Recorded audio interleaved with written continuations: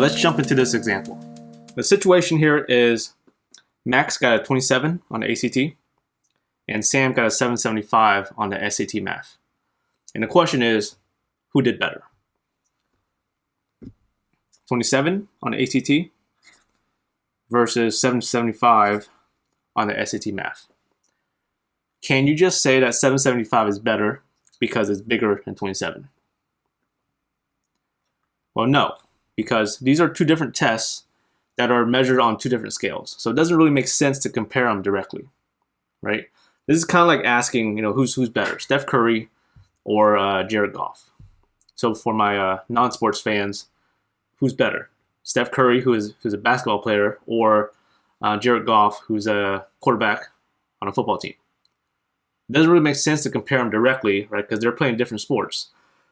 So that's what we're going to talk about on this front page, is how do you compare two things that you can't compare directly. And the way we're going to do it is we're going to use what we talked about in the last lecture, which was the standard deviation and the empirical rule. Okay, so the empirical rule says if you put the mean in the middle, so we'll start with the ACT. The mean for the ACT is 21, so 21 in the middle. And then we're going to use the standard deviation to count upward. Okay, standard deviation for the ACT is 3. So we're going to use 3 to go up 3 times and then also down 3 times. So 21 plus 3 is 24. Plus 3 again is 27. Plus 3 one more time is 30. And then going downward, 21 minus 3 is 18. Minus 3 again is 15. And then minus 3 one more time, 12. And then we're going to do the same thing for the SAT math. The mean for the SAT math is 514. The standard deviation is 87, so we'll use that to go up 3 times and then down 3 times. So 514 plus 87 is 601. Plus 87 again, 688. Plus 87 one more time, 775. And then going the other way, 514 minus 87,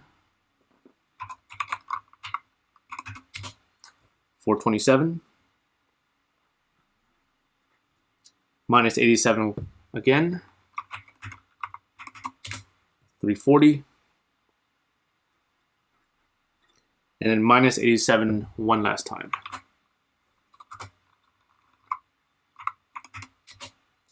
$253. Okay.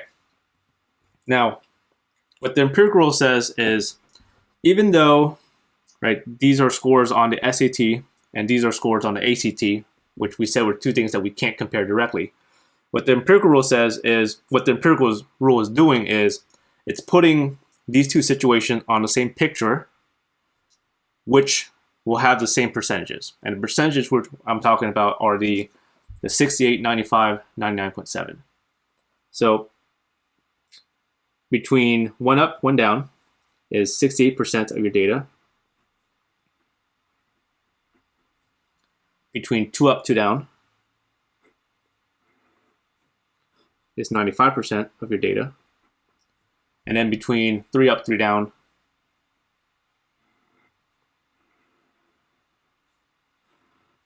is 99.7% of your data. And then everything is 100%.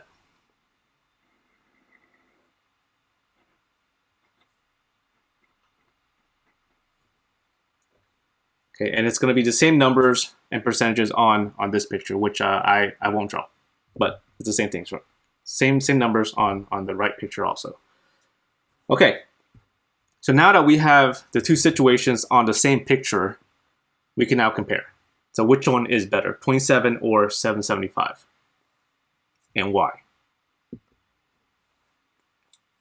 Here's 27. And here's 775.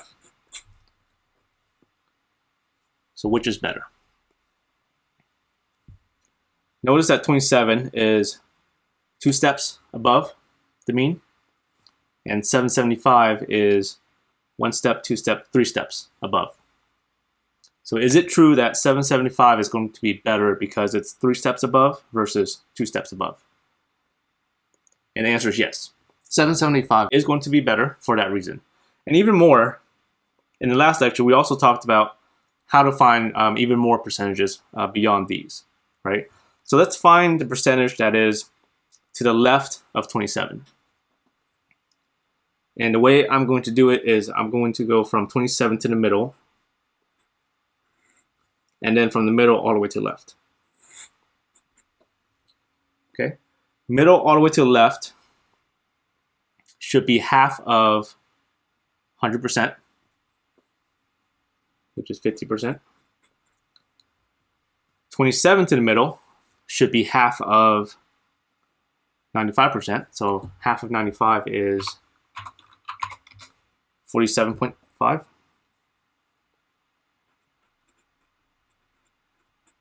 Okay, so together, this is 97.5%. Let's do the same thing for the 775. So what percent is to the left of 775? So we'll go from 775 to the middle, and then from the middle all the way to the left. Okay, middle all the way to the left. Middle all the way to the left, we said was 100%. I mean, half of 100%, which is 50%. 775 to the middle. That's 3 steps to the middle, 3 steps above to the middle, which should be 3 steps above to the middle, should be half of 99.7%. Okay, so half of 99.7, so 99.7 divided by 2, 49.85%.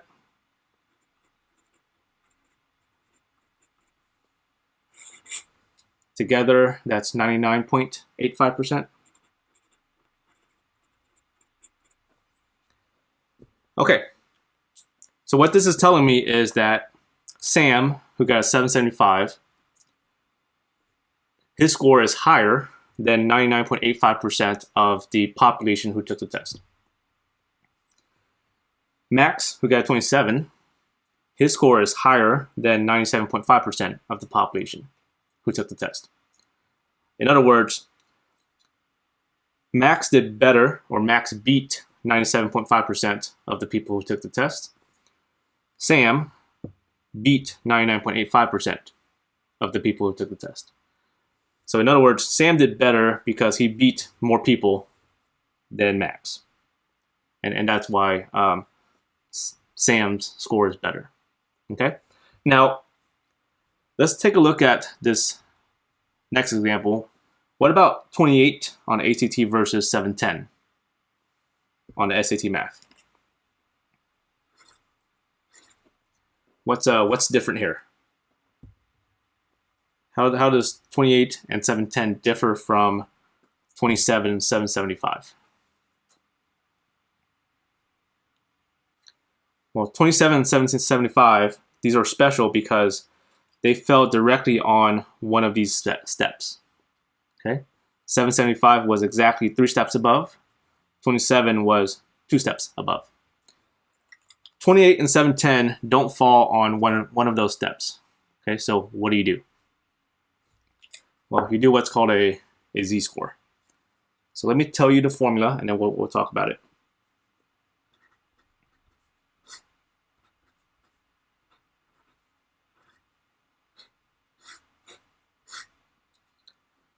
All right, so we've seen some of these symbols before. The X here is your data.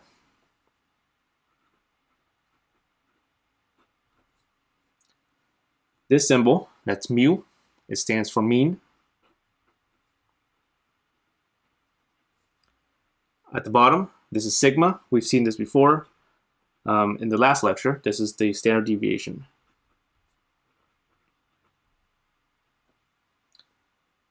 Okay, so let's calculate the z-score for the ACT and then the z-score for the the SAT math, the 710.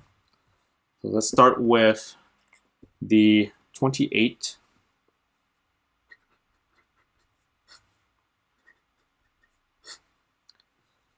Okay, so first your data, which is the 28, minus the mean. So this, we're talking about the mean for the ACT. The mean for the ACT is 21. So 28 minus 21.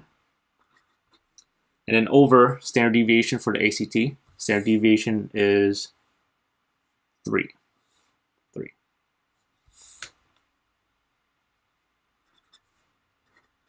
Okay, so we'll calculate that a little bit later. And then for the SAT,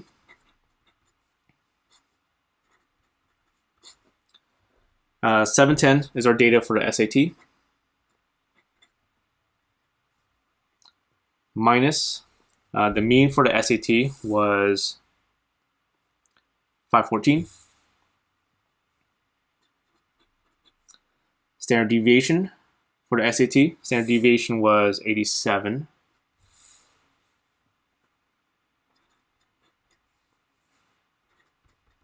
Okay, so let's calculate these on a calculator. 28 minus 21 over 3.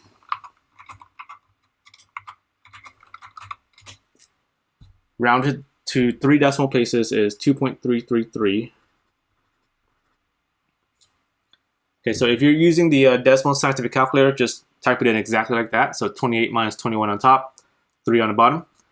If you're using another calculator, then you should probably do 28 minus 21 equals, and then divide by 3. So 28 minus 21 is 7, and then 7 divided by 3 is this answer. So for the SAT, 710 minus 514 over 87. Rounded to 3 decimal places, that's 2.253. Okay, what does this thing mean? Well, 28, we said wasn't exactly on one of those steps, right? It's actually between, that's 1 step, 2 steps. 28 is somewhere there, and then that's 3 steps. So 28 is somewhere between 2 steps and 3 steps above the mean. What we just calculated is we're saying that it's exactly 2.333 steps above the mean. Okay, so the z-score tells you exactly how many steps you are above or below the mean.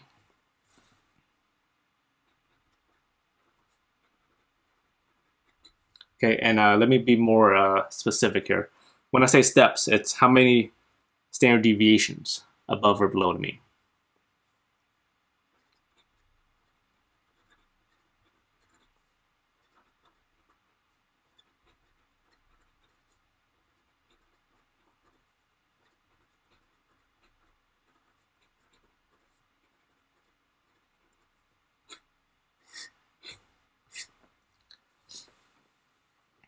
And then similarly, the 710. 710 is, that's 1 step, 2 steps. 710 is somewhere between 2 steps and 3 steps. But we're saying here that it's exactly 2.253 steps, or 2.253 standard deviations above the mean. So these two pictures are the same. We're saying what we just calculated. We're saying that the 28 is actually slightly more to the right than the 710, right? So if you're slightly more to the right, you beat slightly more people than 710, which means the 28 is going to be better, right? Because it's slightly more to the right than the 2.253. So the ACT is better.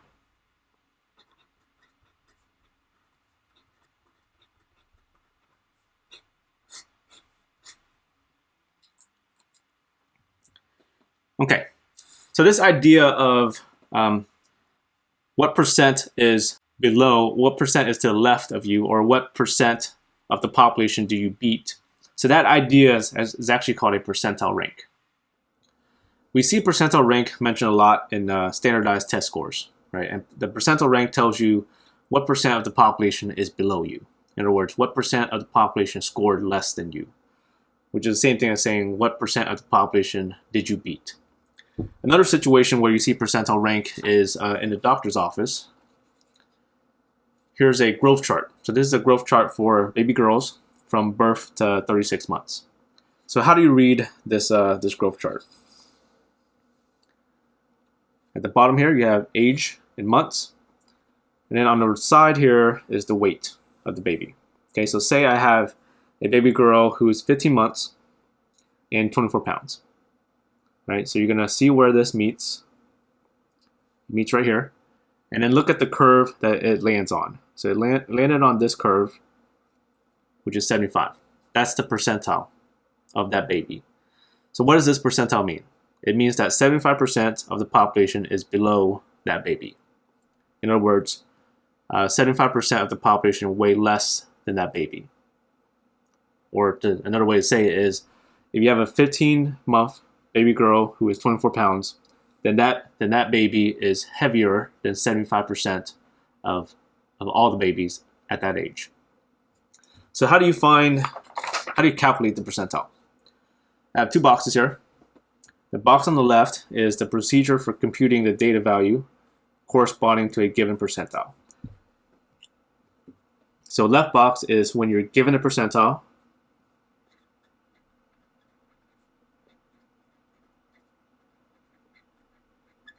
and you want to find the data value.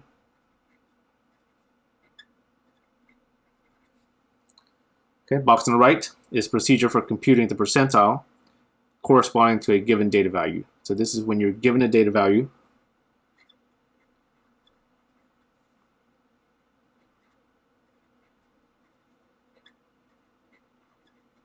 and you want to find the percentile.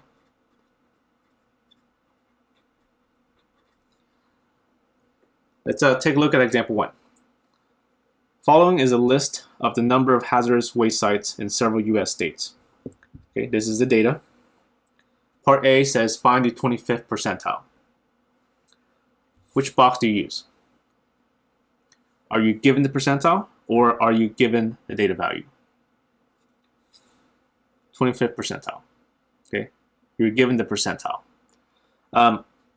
25, right, is not a data value because if you look at data, 25 is nowhere in the data value, right? So 25th percentile is a percentile. So we're given the percentile and we're asked to find a data value, right? Which means we're using the left box. So left box says step 1, arrange the data in increasing order. If I look at my data, it's already in increasing order, so we're good there. So step 1 is done. Step 2, let n be the number of data values in the data set. For the p percentile, compute the value L equals this. So let's compute that. So we're going to go L equals, it's p over 100. P is the p percentile. In our case, it's the 25th percentile. So it's going to be 25 over 100 times n. N is the number of values in the data set. So how many data values do I have? 1, 2, 3, 4, 5, 6, 7, 8, 9, 10. So there's 10 in each row. So that's 10, 20, 30, 40, 41, 42, 43, 44. So there's 44 data values total. And then we'll compute that. So 25 over 100 times 44. It's 11. Okay, we're not done because all we did was step 2. Step 3 says if L is a whole number, do this. If L is not a whole number, do this. L here is 11, so that's a whole number. So we're doing the first part here. If L is a whole number, then the p percentile is the average of the number in position L and the number in position L plus 1. So I want the average of the number in position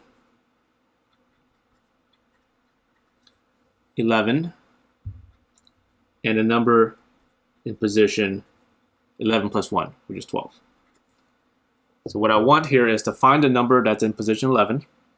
So count 1, 2, 3, 4, 5, 6, 7, 8, 9, 10, 11. It's 24. And a number in position 12, which is the next one, 27. and I want to average that. So add them up and divide by 2.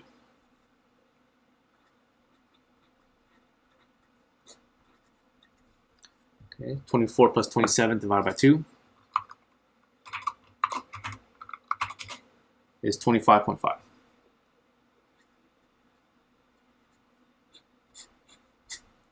And what does this mean? Percentile, once again, is the percent that's below you.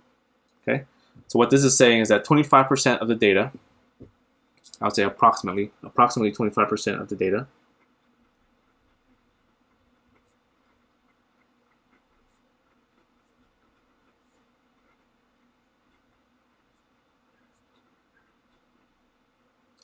is below this number.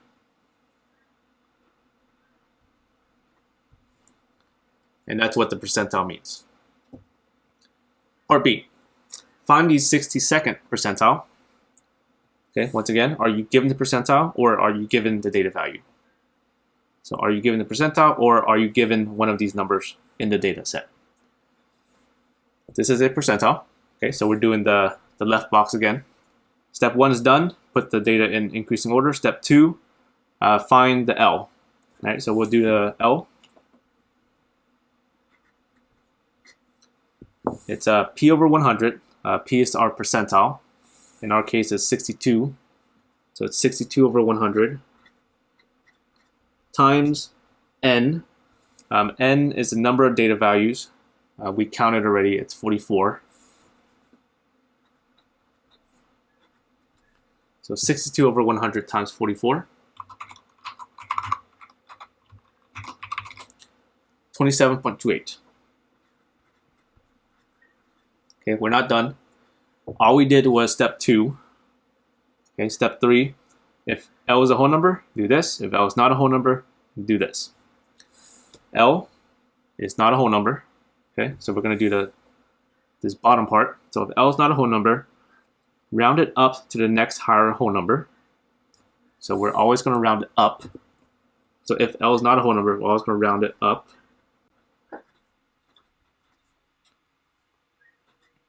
Okay, so even though it's 0.28, you're still going to round it up to 28. And then we're not done yet because, so we rounded it up. The P percentile is the number in position corresponding to the rounded up value. So I want the number in position 28. Okay, so what number is in position 28? Okay, there's 10 in each row, so that's 10, 20, 21, 22, 23, 24, 25, 26, 27, 28. Okay, so 36 is in position 28.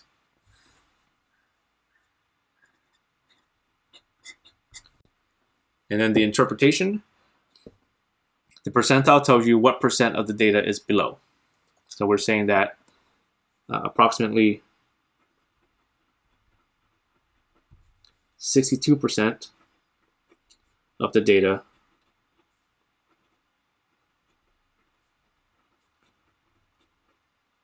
is below this number, 36. Okay. Common mistakes I see a lot here is people will find L, find 11, and then they stop. Okay, or they'll find 27.28, they round it up to 28, and then they stop. So don't stop, right? So that's just step 2. Think of L as the location, right? So the L part is just telling you what location, and then you actually have to go to your data and look for that location, and then find your final answer. Okay, so before I move on, let me connect this with something we talked about already. So we talked about the median, right? And we said the median was the middle number. And it's the middle number in the sense that half of the data is above and half of the data is below. Okay, so this is really just a percentile, right? Half of the data is below means that 50% of the data is below, which is the same thing as saying that it's the 50th percentile. Okay? So the median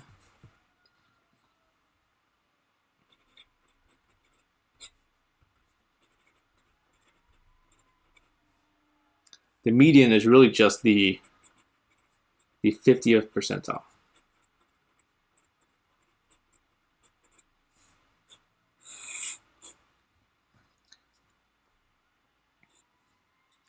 And it also explains why we have kind of two different situations here, right? So in part A, we found two numbers and then we averaged them. Whereas in part B, you only look for one number, okay? And that's the same reason why when we looked at median, right? Sometimes there is a number in the middle, and sometimes you have to average two numbers in the middle. And that's the two situations we have here. So sometimes you have to average two numbers, and sometimes there is just a single number. Part C. The state of Texas has 34 hazardous waste sites. What percentile is this? Write a sentence interpreting your answer. Okay, question is, am I using the left box or the right box? I'm giving you 34, and 34 is a hazardous waste site, which means 34 is actually one of my data values. Right, it's actually right here. So I am giving you a data value, which means we'll be doing the box on the right. So step 1 says arrange the data in increasing order. I think we're good. The data is in increasing order. Step 2, let X be the data value whose percentile is to be computed. Use the following formula to compute the percentile. So let me write down the formula. The formula says percentile equals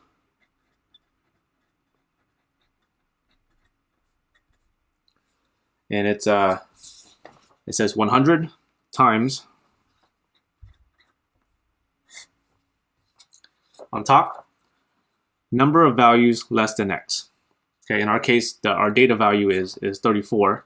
So we're looking for number of values less than 34. So how many data values is less than 34?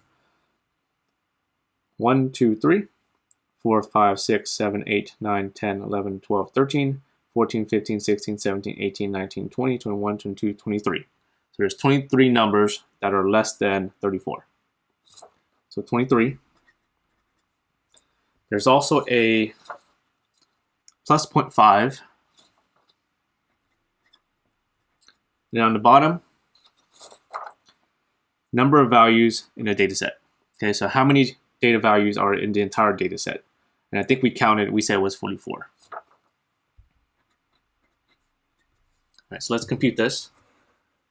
So it's 100 times fraction up top, 23 plus 0.5, on the bottom, 44. Round this to 3 decimal places, this is 53.409. Okay, let's check if we're done. At the bottom, it says round the result to the nearest whole number, right? So we're gonna round this to the nearest whole number.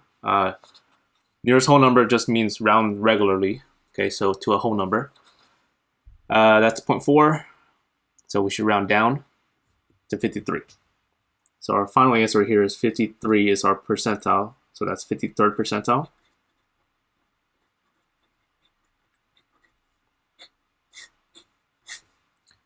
And then the interpretation. The percentile tells you what percent is below your data value. So this is approximately 53%.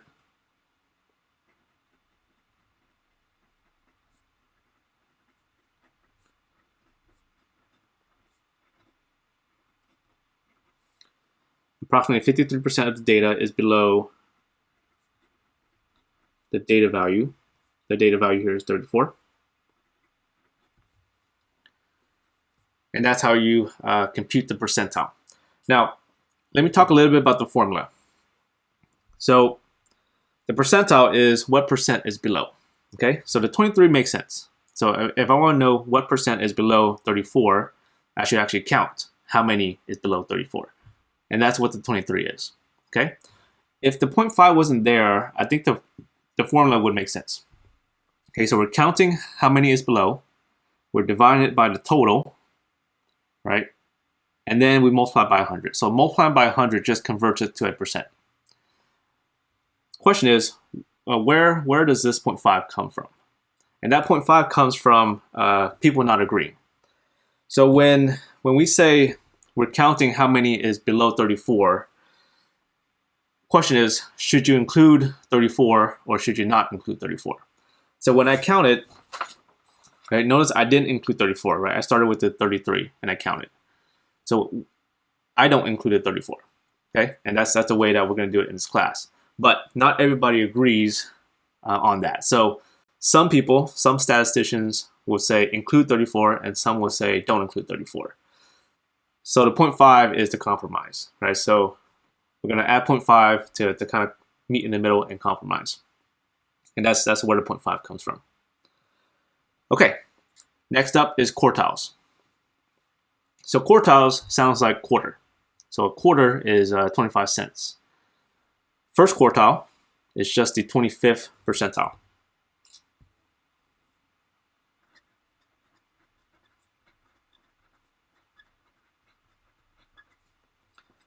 Second quartile, 2 quarters, is 50 cents. So the second quartile is the 50th percentile.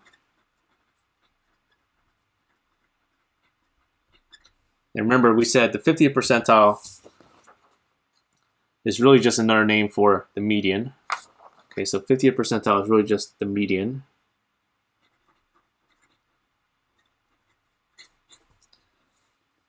Third quartile, that's 3 quarters, that's 75 cents. So that's 75th percentile.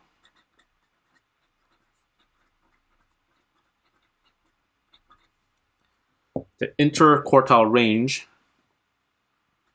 this is just Q3 minus Q1. Lower outlier boundary, this is Q1 minus 1.5 IQR.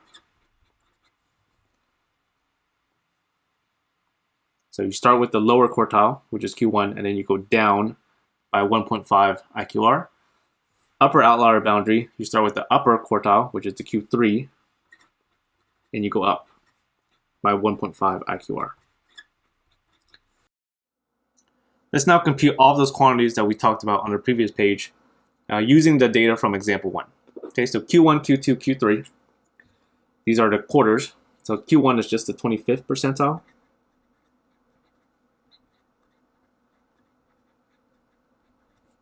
Q2 is the 50th percentile.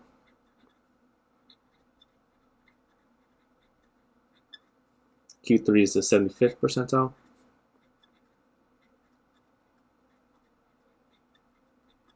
So I'm giving you the percentile, which means what you're really doing is just the left box for all 3 of those. Okay, the 25th percentile, lucky for us, we did already in part A, right? We found the 25th percentile, and we found that it was 25.5. So part A, Q1 is done. It's 25.5. And this was from example 1.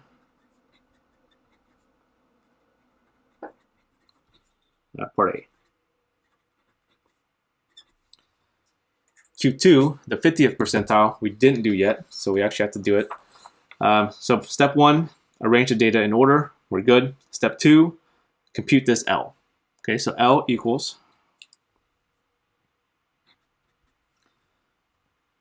and it's going to be the percentile you want over 100, which is 50 over 100, times the number of data values in the data set. So the number of values in the data set, I think we've counted already. It's 44.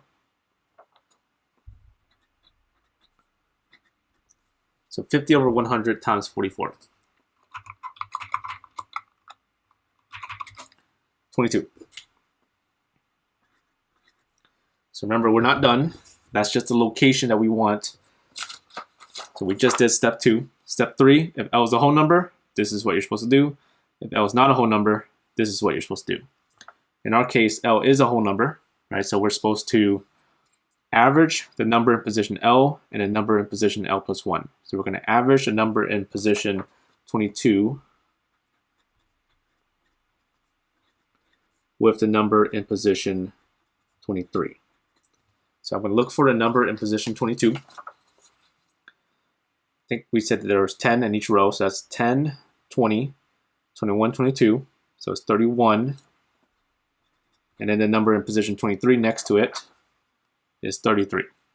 Right, so we're going to average these two numbers. So 31 plus 33 over 2.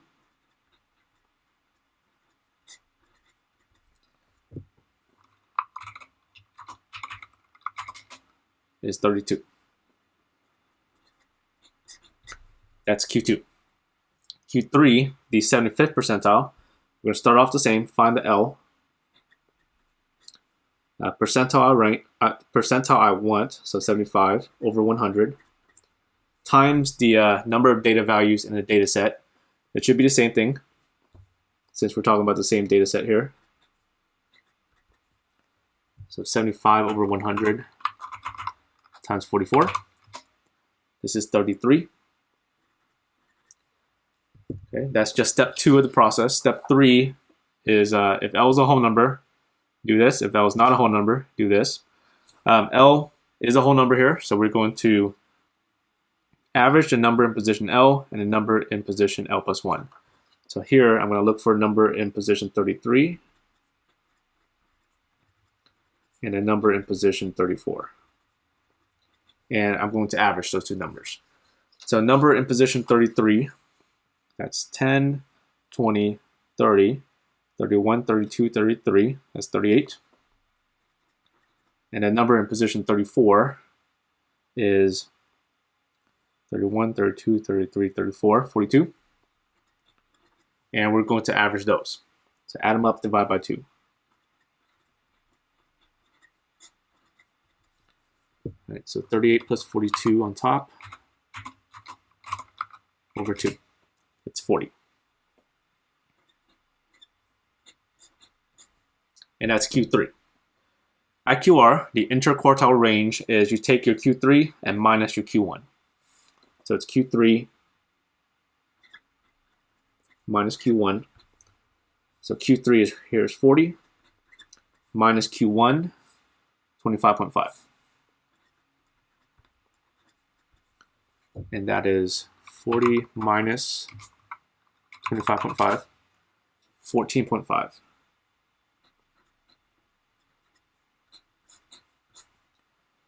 Okay, lower outlier boundary.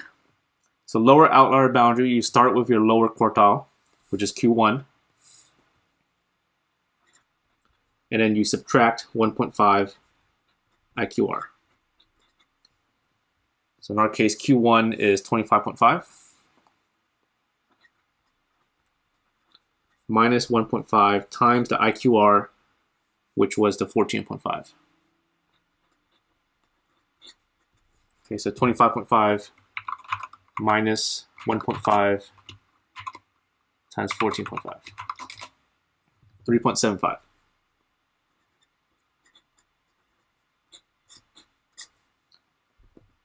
Upper outlier boundary, start with your upper quartile, which is the Q3, and then plus 1.5 IQR. Okay, notice that one of them is minus, the lower one you subtract, and then the upper one you add. Q3, here it was the 40,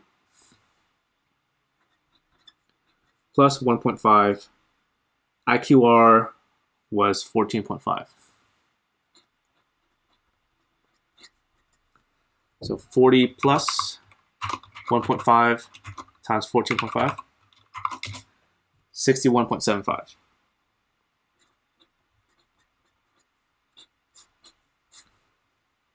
Part G, list the outliers. So the outliers are just data values that are like way big or way small compared to most of the rest of your data. So the lower outlier boundary and the upper outlier boundary help you identify what's considered an outlier. So any number, any data value that's below 3.75 is considered an outlier. Any data value that's above 61.75 is also considered an outlier. So let's look at our data. Do I have any data values that's less than 3.75? Yes, 0, right? So 0 is less than 3.75. So 0 is considered an outlier. And I think that's it for the less than 3.75.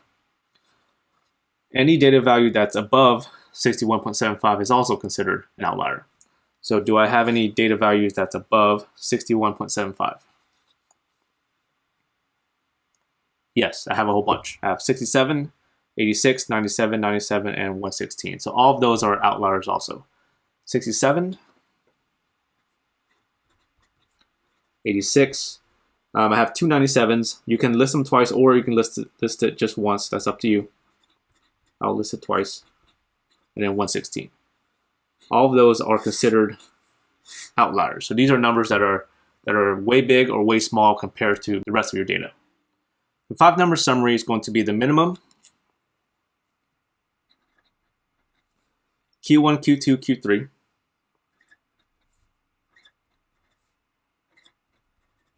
and the maximum. Now remember, Q2 is the 50th percentile, which is just the same thing as the median. And the 5-number summary for the data from example 1. Here's the data from example 1. The minimum here is 0. The maximum is 116.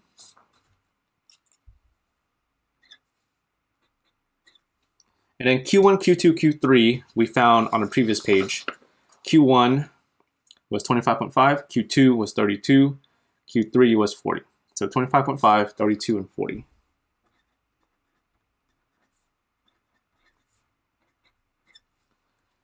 And that's the 5-number summary for the data in example 1. Now, the graph that goes with the 5-number summary is called a box plot. Okay, so let's draw a box plot. Let me first draw my x-axis.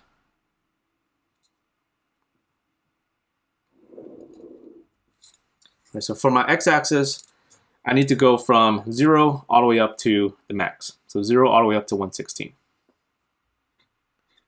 I think I'll count by tens. 10, 20, 30, 40, 50, 60, 70, 80, 90, 100, 110, 120.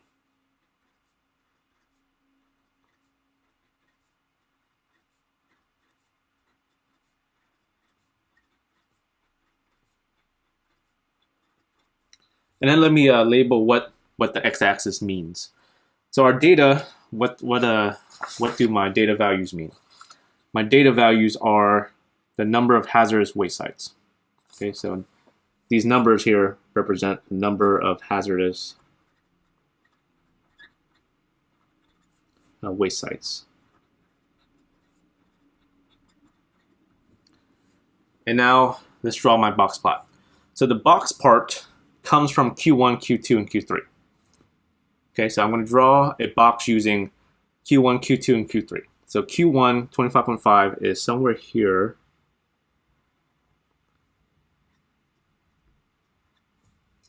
Q2, 32 is somewhere here. Q3, 40 is right here. Okay, and that's Q1, Q2, and Q3. And I'm going to make a box out of this.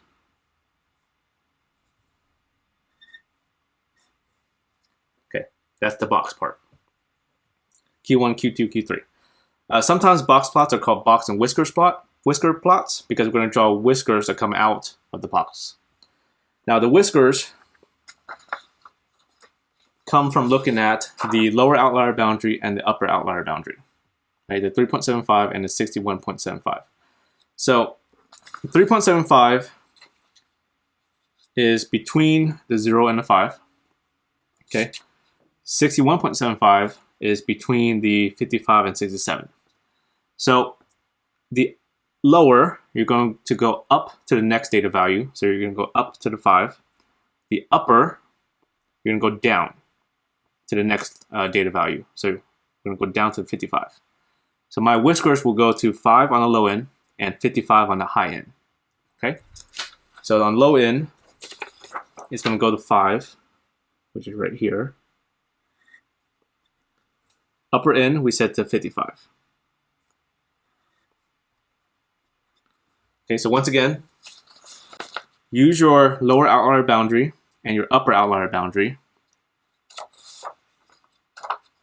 My lower outlier boundary was 3.75, which is between the 0 and the 5.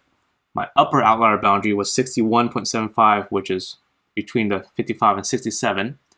And then you're going to go in. So the upper, you're going to go down. The lower, you're going to go up. And then to the next data value. And then those two numbers are where you draw your whiskers to. Okay, so 5 on the low side and then 55 on the high side. And then the very last thing we're going to do is we're going to put the outliers on the picture. Okay, so there should be an outlier at 0, and we're going to label it with X's. So that's an outlier at 0, and then I have outliers at 67, 86, 67, 86, 297s. You can list them twice, or you can just do it once, and then 116. And that's a box plot. Okay. Determine the shape of the data from the box plot. So when I say shape, I mean skewed left, skewed right, or symmetric. So when we talked about histograms, remember, skewed left means that the tail is on the left side, skewed right means the tail is on the right side, and then that's symmetric. So on a box plot, you can read the box if you want, but let me just tell you. Go to the center of the box, all the way to the right, versus center of the box all the way to the left. Okay, whichever side is longer is the direction of the skew. Right, so this one obviously right side is longer, so this is skewed right.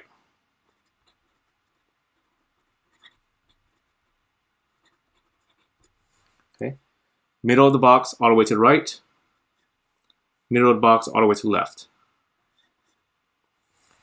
Okay, whichever side is longer, that's the direction of the skew. So this one, obviously, left side is longer, so this is skewed left.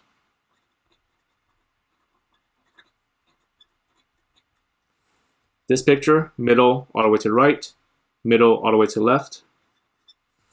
This one's about the same on both sides, so this one would be symmetric. All right, so looking at my box plot here, is this skewed right, skewed left, or symmetric? So middle, all the way to the right. So when I say all the way to the right, you want to include the outliers also. So middle all the way to the right versus middle all the way to the left. So obviously, right side is longer. Okay, so this is obviously skewed right.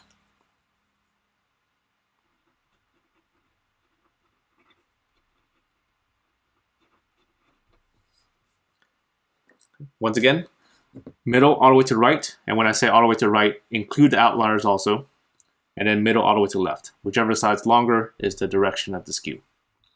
Now that you know how to make a box plot, can you go backwards? If I give you a box plot, can you read it? So example 3 says the ages of a sample of trees in a park are summarized in the box plot below. There it is. Find the following quantities: the minimum, maximum, median, and 75th percentile. Minimum is pretty easy. It's the smallest number. It's 5. Maximum, biggest number, 98. Okay, median and 75th percentile. So let's remember how a box plot works. The box part is made up of Q1, Q2, and Q3. Okay, and Q1, Q2, and Q3, Q1 is just the 25th percentile, Q2 is the 50th percentile, and Q3 is the 75th percentile.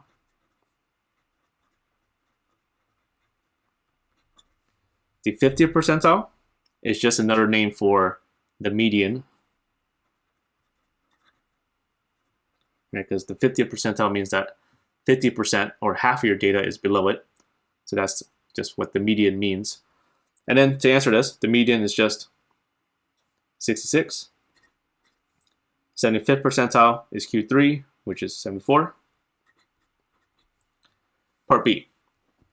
What percent of the trees is below the age of 66? The box plot breaks up your data into 25%, into quarters. So from Q1 to Q2, that's 25% of your data. From Q2 to Q3 is another 25% of your data. Okay, right side of the box all the way to the right side is another 25%. Left side of the box all the way to the left side is another 25%.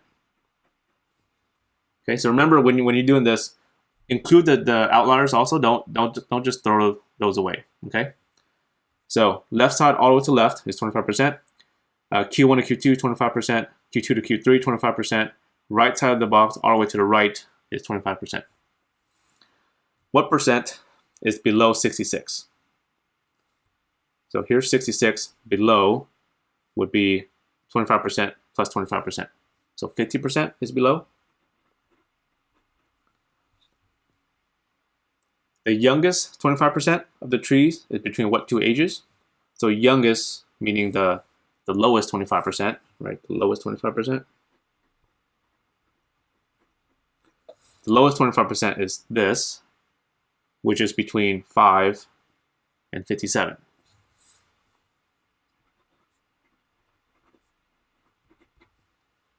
Okay, so once again, don't throw away the outliers, right? So don't get tricked and say 32 and 57.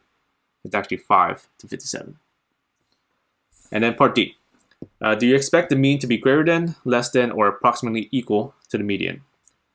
Okay, so this is going to have to do with the skewness. Middle all the way to the right versus middle all the way to the left. Whichever side is longer is the direction of the skew. So middle all the way to the right, middle all the way to the left. Left side is definitely longer, so this is skewed left.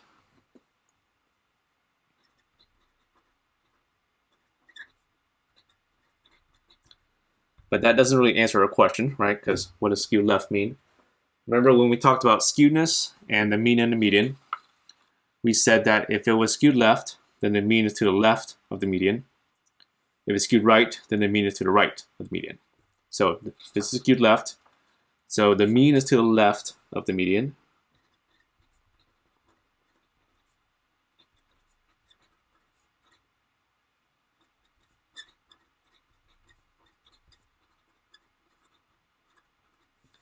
But what does that mean? So being to the left means what? Is that less than, greater than, or equal? So being to the left means that you're less than, right? So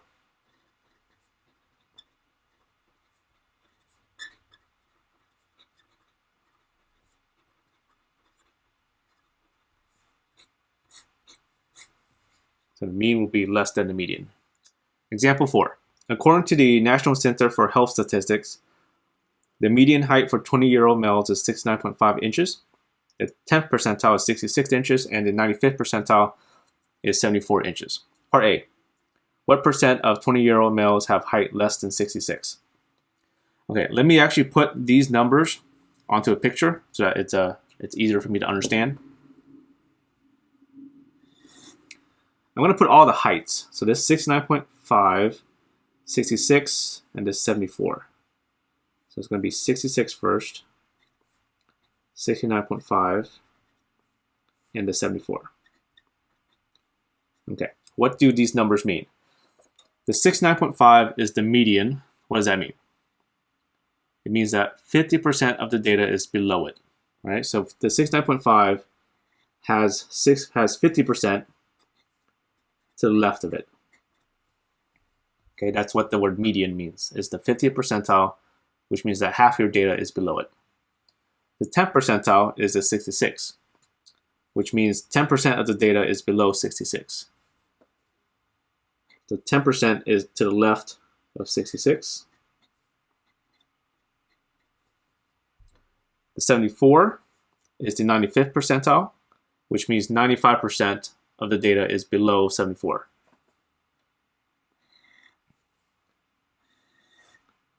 Okay, so on my picture, 95% should be to the left of 74. And I think we can answer all the questions just by staring at this picture. Part A, what percent is less than 66? Here's 66. So this is really just asking what percent is to the left of 66. 10%. That was pretty easy. Part B, what percent is greater than 74? Here's 74. Greater than, I went to the right of 74. If I know it's 95% to the left, what percent is to the right? 5%. Okay, so all we're doing here is I know it's 95% to the left, which means I know the rest of it, which is 100% minus 95%,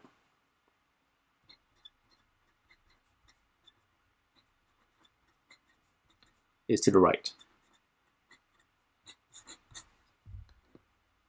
Okay, so anytime you want the other side, just do 100 minus that number.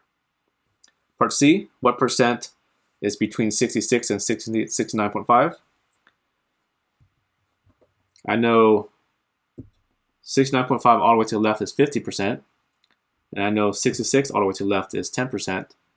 If I take this and subtract this, that should give me this, which is exactly what I want. So 50% minus 10% gives me between 66 and 69.5. So 50% minus 10%.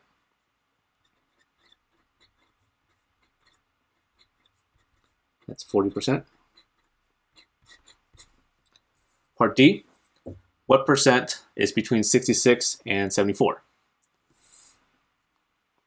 Same idea, right? I know this is 95%. I know this is 10%. So 95%, if I just subtract 10%, that should give me exactly that piece, which is 66 to 74. So this is going to be 95% minus 10%.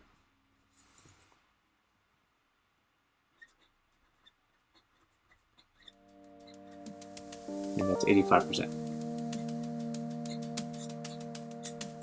Okay, that's all I have for you today. Have a good day. Talk to you later.